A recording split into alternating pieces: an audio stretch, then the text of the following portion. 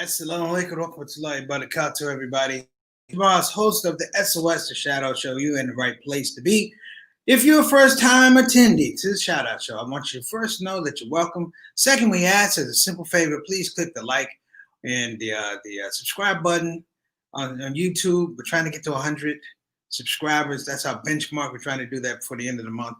That's number one. And number two, we want to make sure that when you come and you get a quality experience. When I say quality, we want to make sure that we make the case, we make a compelling argument for you to come back and enjoy yourself. Now, let me introduce you to the other part of the Shoutout Show, and that is the Shoutout Show family, the SOS soldiers who come here religiously and without fail and consistency to come support this idea. This idea is, I wanted to let people know this is a people's forum. Though I may throw some ideas out there, you always notice that if you're in the comments section, I give you what's known as a shout out. When I say shout out, you can say, hey, brother, what's up? Or assalamu alaikum with that. Or you can actually put your thoughts in that comment, and I'm going to put it on there. And it rolls along. I'll tell you a little bit about where I got this whole shout out comment section from a little bit later. Maybe in this show, maybe another show.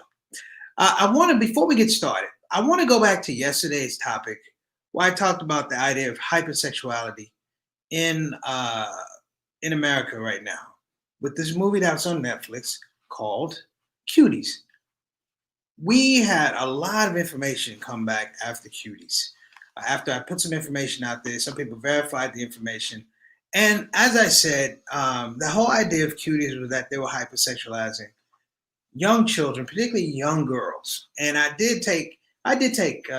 took offense to that. And I was worried because it was not healthy television.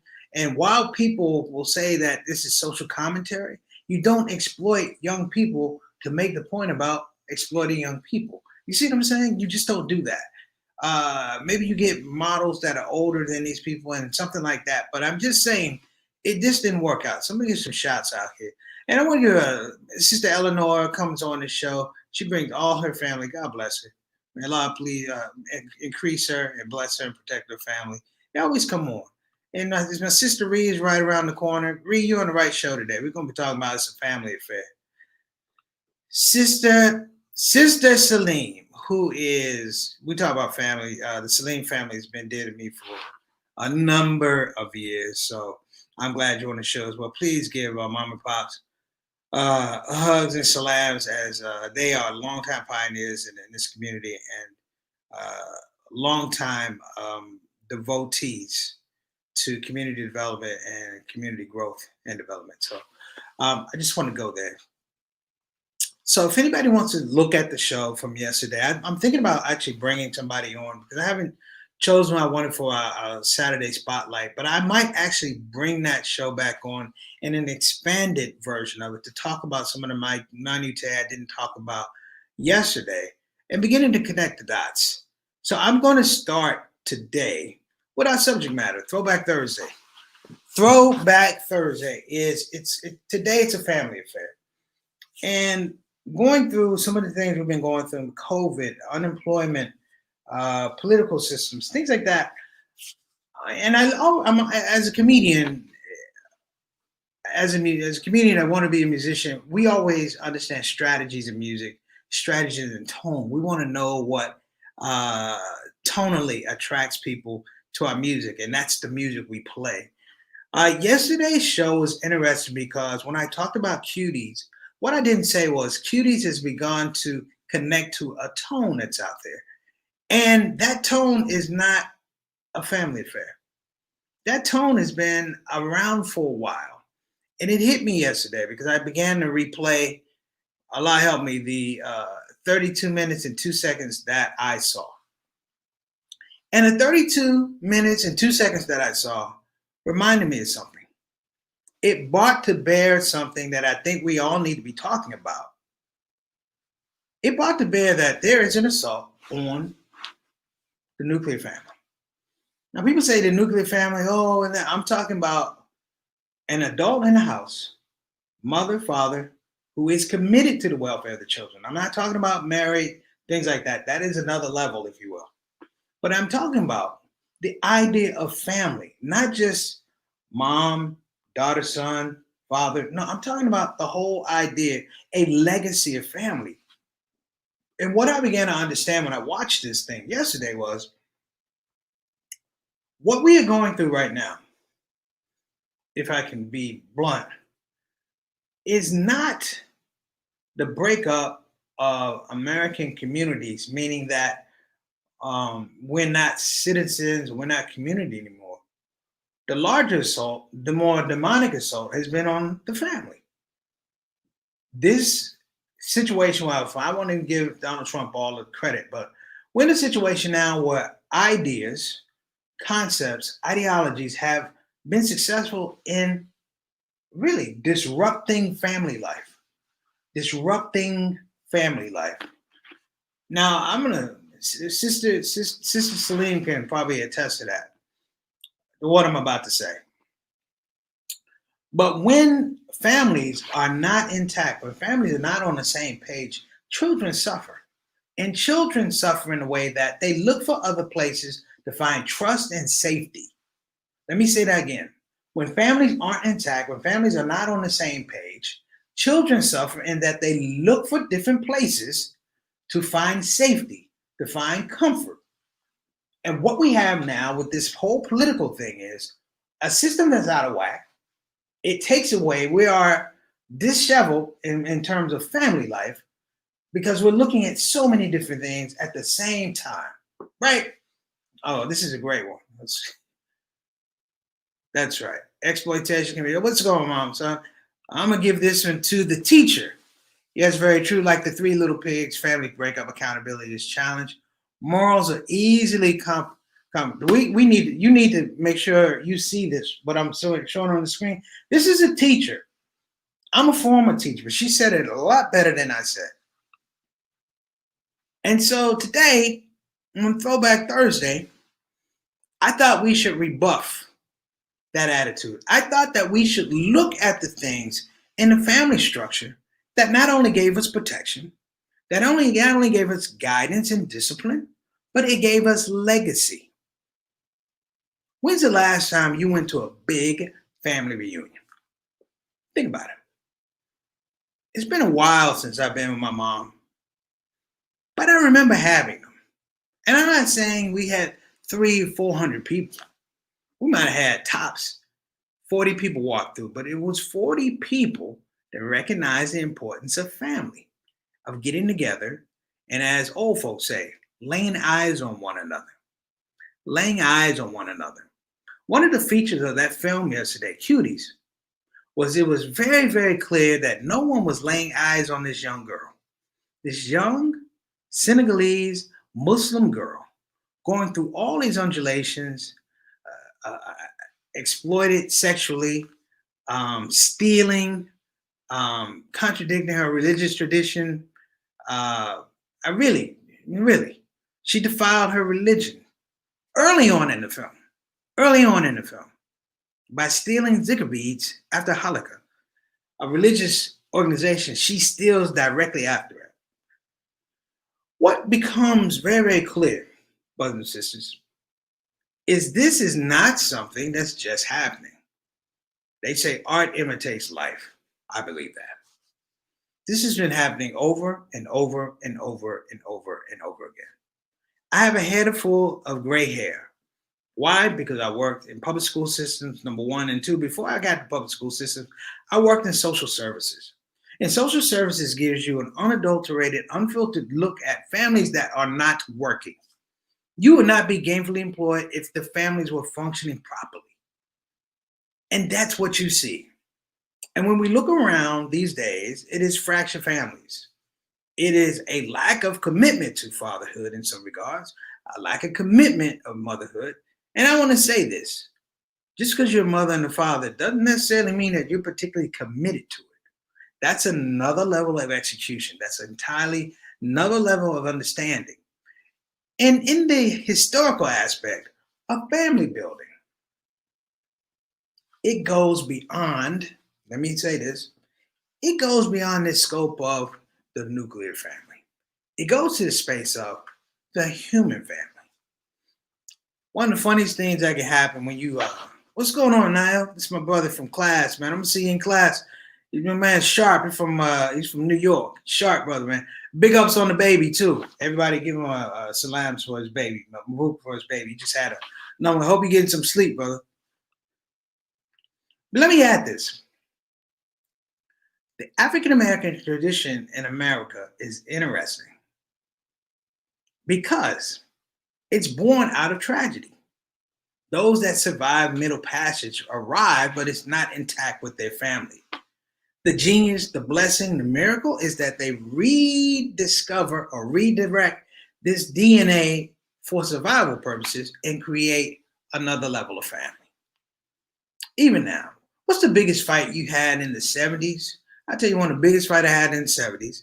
Well, somebody told me my brother, who wasn't my brother, wasn't my brother. He was my play brother. My mother referred to him as son, baby, and I had to refer to him as my brother. I'll give you even more. I had to refer to him as my big brother.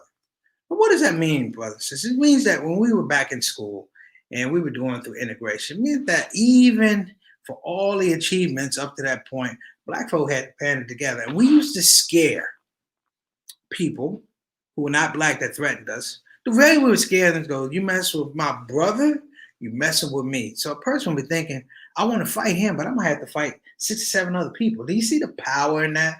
The power in that at a young age.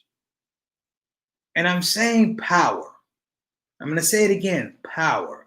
Let me say it again, power. The power of family is the thing that we all need to be focusing on right now. The power of family is the thing that gets us through. I'm not one to talk about the man, but Donald Trump never struck me as a person that was a strong family person. See what I'm saying? I look at people's character and I'm like, if that's the character in your family and that's what everybody is following, then it's not a strong family. If the benchmark of your family is that you have power and wealth, that's not necessarily a strong family. It just means that you got some money and people attribute you certain attributes because you have money, not because you're honest, not because you have good character, none of that. You know, in my lifetime, the people who had the most character, they didn't go to Harvard, they didn't go to Princeton, somebody didn't go to school. But the lessons that they learn in a very pure and organic thing are the things that allow us to generate today. It allows us, brothers and sisters, to survive in the worst of conditions. And these are weird conditions. These are bad conditions. I'm not gonna sugarcoat it. But in my mind, I'm like, I have family members who went through worse. These are family members I knew and family members I didn't know. And we have to get back to that point now. That point, this election, of course, it's about the mandate on COVID, jobs, and all of that. This election quietly is a mandate on when it's a mandate on when and where families are going to stand up and begin to protect our communities. Because just the same as Sister Salim said, when you're divided and attention is divided, it's easy to become compromised. It's very easy to become compromised. You know, even in the Black community, and I alluded to this yesterday, even in the Black community, nobody really wants to say it, but in many regards, we are divided. This whole aspect of Black Lives Matter, nobody wants to say it. But Black Lives Matter is not about Black lives. It's about a particular approval of Black life. And I'm not saying hate, don't hate. That's not what I'm saying. I'm saying Black Lives Matter is about Black trans lives. And Black trans lives is interesting because Black trans lives, pardon me for saying, they never had a family. They never had a family, a natural, organic family. Now, that's not my fault. That's not your fault. We all make choices. But in the last 7 to 8 to 9 years, It's been thrust upon us who do traditional family building that somehow, somewhere, our commitments, our actions, our decisions to have families are somehow flawed because they're not inclusive of their decisions. You see, in an old family, brothers and sisters, there's no closets. Woo! There's no closets. There may be secrets, but there's no closets. Meaning that in the traditional family, the worst of the worst of the worst of the worst was brought to bear. Now, I'm not saying everybody came up with the best solutions. I'm not saying everything was resolved, but it was the willingness, the protection, and the safe space to put things out there. When I say put things out there, it means these are the people whose opinions and love I cherish the most. And this is the best of me I'm going to share, and this is the worst of me I'm going to share. I say it's a family affair because it is an affair. It's up and down. I'm not saying it's linear. Some of us, some days I wake up, look at family members, and I have to really think, what year am I in? Are we back in 1995? Or are we back in 2020? Are we 10 years ago? And it's the love and understanding. And I'm going to say this also. It's the love and understanding that tradition allows us to navigate many of the problems that we're having today. Now, I, as a practicing Muslim, I have several families. People go, well, you're a Muslim family? Of course I got my Muslim family. I have my natural family. I have my Muslim family. And listen carefully, I have my Christian family. And I have my comedy family. But the Muslim family and the Christian family are really important because they all have a relationship in terms of how I'm fortunate to build and be successful in my life. And also relay that experience, relay that success, or relay that information to other people. You know, the idea of family is interesting because the youth now don't talk to the elders. The youth don't talk to the elders. Now we can all say, hey, it's a generation gap. It's not a generation gap, but it's a strategy. I had a very good friend of mine. His name's Harry Weber. Harry Weber is one of the first black ad executives ever down on Madison Avenue. The cat's pretty much a genius advertising guy. I mean, if you want to know about Harry Weber, listen to some of his campaigns he was responsible for. My Baloney Has a First Name, At 4 Quality is Job 1, 7 Up the Young Cola, I Am Stuck on Band-Aids because Band-Aids stuck on me, and of course the incredible United Negro College Fund anthem, which is "A mind is a terrible thing to waste." I'm bringing him up only because I got the blessing to meet this man. I met him by accident and found out he was a real person. And what I learned as I sat with Mr. Weber was the fact that, hey, listen, in some regards, we had not reached out to him. Therefore, he didn't know where to reach out. And in the conversation, in the sense of urgency of going out to California to meet him, I basically understood that if he were to pass away and leave this earth, all the information, all the wisdom would go with him. Thus, the nomenclature of how we build and protect our families is gone. And we have so many distractions now. I had to turn off my phone. You know why? Because I had people calling me up. Are you going to vote? Are you going to vote? Are you going to vote? Now, I don't know who these people are. They don't have voices. They don't have faces. They're text and they're bots. Robocalls. My point, brothers and sisters, is if we know that, if we know that there's an element that's anti-family, what are we going to do about it? The family fair piece now is interesting because we have so many different ways to stay in touch with one another that even that becomes confusing. It becomes cumbersome. The ability to pick up a phone and call somebody has somehow got lost. I had an elder call me up and he began yelling at me in a loving way. Where you been? You ain't calling me, da da da. And I said something I wish I could reach through the phone and pull it back. You know what I said? What are you talking about? I texted you. The heat came out of the phone and I almost lost an eyebrow. Because what he was reminding me of is there is a tradition of how you talk to elders. You do check on them. You don't ask for nothing. You check on them. This is interesting because how many? I remember. How many of us go to visit our brothers and sisters who are older in the retirement homes, in the senior citizen homes? How many of us really, really go? And I don't even want to say this. How many of us really, really go understanding the trauma in some regards that landed them there? The trauma. My mother had a heart attack some years back. She was in a rehab, and I didn't trust the rehab. Now, brothers, I ain't gonna lie, I showed out at that rehab. My idea was to get my mama home. I literally thought they were gonna kill her. And we argued and blah blah blah, and I was blessed to get my mother home. Now, I'm gonna tell y'all something. I didn't know what to do when I got her home, but I got her home.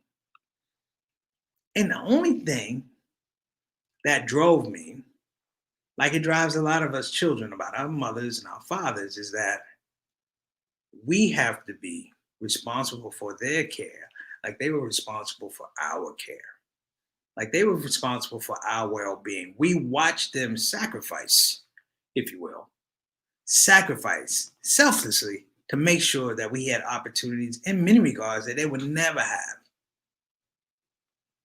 That they would never have. And that is the thing about family. Family remembers those things. You can remember the people. If you think back, you remember the people who kept your family together. And 9 times out of 10, those are the folks that you pattern your own behavior behind. You frame your own success around things they said, things they did, character issues that they showed, how they handled problems, how they related to one another. And I'm like, yo, this is real. This is extremely real. I'm going to get real for a minute. There's a woman in my life, of course, I got Eleanor and my mom. Her name is Dr. Yvonne Savon. I call her Mama Sion. And Mama Sion is a good woman. She piloted one of the first African American studies out at it was Central State out in Ohio back in the day. Incredible lady, several PhDs. And I'm just saying she's just a caring lady. And I lost contact with her. And I think it was for a couple months. And I was sitting in a Juma in Los Angeles with a man, Jihad Safir. And he brought up the fact that there was a sister in a retirement home and no one had come to visit her. He said, her soul is crushing from loneliness. Her soul is crushing from loneliness. And I literally, along with other men, we looked at and we literally became moist around the eyes. We literally began to cry because the sense of shame was so crushing. Not that it was our mother, or our aunt, or our auntie, or you know what I'm saying? It wasn't that. It was the fact that we, as a group of religion that professes the importance of family, will leave one of our own to die of a crushed heart from loneliness. And knowing that I hadn't talked to Mama Sion for a couple months, I called her up and I apologized. I apologized and I begged for her forgiveness because that's not the way I was brought up in my own family. I apologize on behalf of myself, but I almost had to apologize to my mom because you didn't raise me that way. My father didn't raise me that way. And it's the same with most of you here on the chat today. This is Sister Rabina. I took care of mom for 15 years. She doesn't even think about it. There's no stress. There's no regret. She wished she had more days to do it. I understand exactly what you're talking about, Sister Rabina. And I remember calling Mama Sion. I said, it's not enough. She said, I'm so happy you called me. I said, no, I ain't calling. I said, look, I got a gig out in town, out in your way. After the gig is over, I'm coming to your house, and I said something and made me feel real low, and she started laughing. She said, "Why are you gonna come out?" I said, "Because I need to lay eyes on you." I need to lay eyes on you. Today, on Throwback Thursday, we're talking about families. We're talking about protection of families. We're talking about preservation of families. Some people want the nostalgia stuff, man. We want to put on OJ Family Reunion. Nah. Sliding the Family Stone. It's a family affair. You can listen to that anytime. What we wanted to talk about today, and I hope I touched on it in a meaningful way, in a careful way, is that we need to understand the times that we are in, because the times that we're in have put us under direct assault on our families. Brother Niall just had a young one. I saw him in class. Brother, you look tired. That new baby. But everyone in that class respected that man. We knew he was going through. And as a class, we understood his family is our family. Now, the first thing, whenever you come on the Shoutout Show, what's the first thing I do? I tell you the rules. I welcome you into the chat. And I tell you what, that you are part of the Shoutout family, the SOS soldiers, the Shoutout family. And I do that for a particular purpose. Because if anything were to happen to me, the show, I don't want us to lose the importance of family. Getting together, coalescing, having our own safe space. Yeah, we talk about some difficult topics sometimes. Yesterday was one of those. One of those. Sister Rabina gave me some incredible information. And in and of that, it was still in a family way. I'm not here to condemn people, but I ain't no punk either. If it's something that's bothering me and I think that, you know what, is dangerous, it's problematic, I have a duty, a fiduciary responsibility to let people know. I can't sit on information that could potentially harm you later, like somebody else who shall remain man, who shall, while they may remain nameless, you know the number. It equals 9. So listen, I'm going to bounce, because this was one of those shows where I just wanted to lay back and, you know, and I'll be honest, actually, I got a little reading in, not a lot, just a little reading, and the reading was really, it was out of Quran. Normally I read on Friday, Surah Kaf, and I began to pull this feeling about how important family is and how devastating it is when you lose it. When you lose connections to the things that cause you to grow, evolve, and love. I mean, that was the problem yesterday. I said this hypersexuality of these young kids. I mean, it damages the kids. It's almost the same as kids getting COVID, because the kids might heal, but you don't know what their quality of life is going to be down the road. That's why you don't expose them to COVID. That's why you don't expose the kids to hypersexuality. Family. It's a family affair. I'll see you guys tomorrow. Just heads up, we might not have a guest on for Saturday. I think I might do something a little different. I want to have a little fun. I hope you don't mind. Sister Lydia, thank you so much for coming on the show. Walaikum assalam rahmatullahi wa barakatuh. I think you're new, Sister Lydia. I haven't seen you before. Either way, welcome to the SOS family. We appreciate you. So what I would like everybody to do, my call to action is, pick up the phone. Call your mom, call your dad, call your sister, call your brother, call your cousin, call your brothers who aren't biologically your brothers, or your sisters who aren't biologically your sisters. Because some of y'all will notice when people come on, I go, "What's up, sis? I'm my only child." It's real talk. But I'll fight you if you try to tell me that that's not my sister, my brother. I'm just letting you know. Pick up the phone. Don't be in a situation where you got to apologize. And if you haven't talked to somebody in a while, don't feel bad about apologizing. Listen, That's real. Listen, I apologize. I haven't reached out to you in a minute. How you doing? What are you up to? Do you need anything?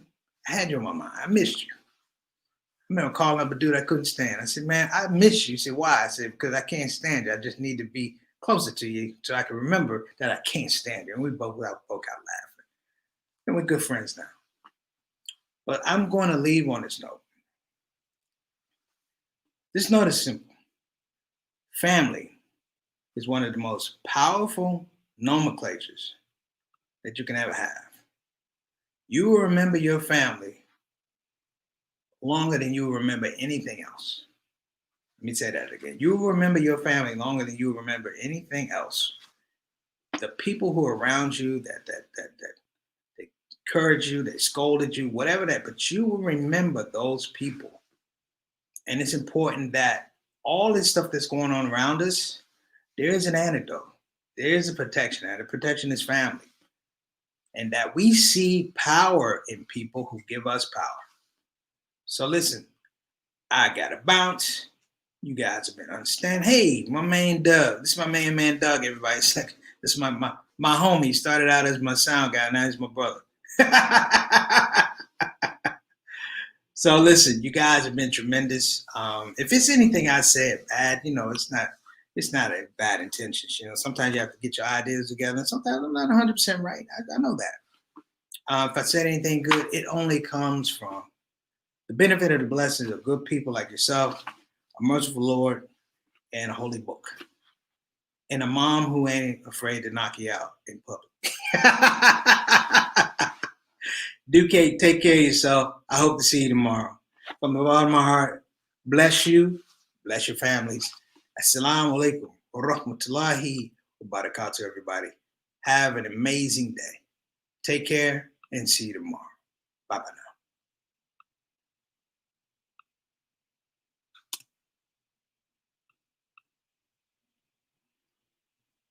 Hey everybody, this is your brother Preacher Moss. Listen, I hope that you enjoyed your Shout Out Show experience. We'll be back with the next show, the next Shout Out Show. Simple ask before you go, please help your brother out. Click that subscribe button, click that notify button, and I'll see you again on this side of the microphone. You probably wonder what that smell is. That's me. I smell good. And the reason I smell good is because I use oils from Throwback. So I'm not saying you can't smell good. I'm not even saying you stink. I'm saying you have the opportunity to smell exquisite. Check out tarifatar.com for some of the best oils and scents in town.